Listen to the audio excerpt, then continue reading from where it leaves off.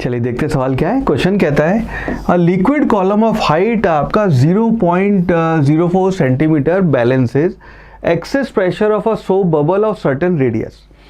If density of the liquid is इतना, surface tension of soap solution is इतना 0.28 newton per metre दिया हुआ है, then diameter of the soap bubble is, soap bubble का हमें diameter बताना है क्या होगा। तो नाउ यहाँ पे एक्सेस प्रेशर जो है लिक्विड कॉलम ऑफ जो हाइट दे रखा है वो आपका सोप बबल का एक्सेस प्रेशर मैनेज कर रहा है।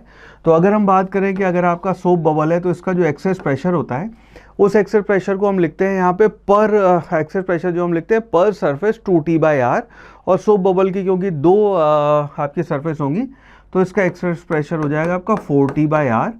And this is balance bye आपका लिक्विड कॉलम है जिसकी हाइट दे रखी है 0.04 सेंटीमीटर, और वो वैल्यू हो जाएगी आपकी, उसकी वजह से प्रेशर आ जाएगा आपका ρgh यहाँ पे, और हमें यहाँ पे r की वैल्यू बतानी है। इनफैक्ट ध्यान रखना है यहाँ पे आपको डायमीटर बताना है, r आपका रेडियस है तो हमें 2r की वैल्यू बतानी है। ठीक है, तो इसके बेसिस पे हम कह सकते हैं कि आपका r will be equal to, r को हम इधर ला रहे हैं, that will be equal to 4t divided by आपका ρgh वैल्यू रख देंगे। और क्योंकि हमें यहाँ पे 2r बताना है तो एक काम करते हैं, कैलकुलेशन ही ऐसे करते हैं, diameter will be equal to 2r multiplied by 2 कर लेते हैं। ठीक है, सो डायरेक्ट आपका आंसर डायमीटर ही आएगा। So diameter d will be equal to ये हो गया 8 मल्टीप्लाइड बाय, अब सारी वैल्यूज SI में रखना है, ध्यान रखना। कई बार स्टूडेंट्स ये गलती कर देते हैं। 8 इंटू सरफेस टेंशन अपने को दिया हुआ है 0.28, उसको मैं लिख लेता हूँ 28/100 मल्टीप्लाइड बाय 2, मैंने ऑलरेडी मल्टीप्लाई कर लिया है यहाँ पे। ठीक है, डिवाइडेड बाय आपकी डेंसिटी रो दे रखा है आपका 8 मल्टीप्लाइड बाय 10 की पावर 3।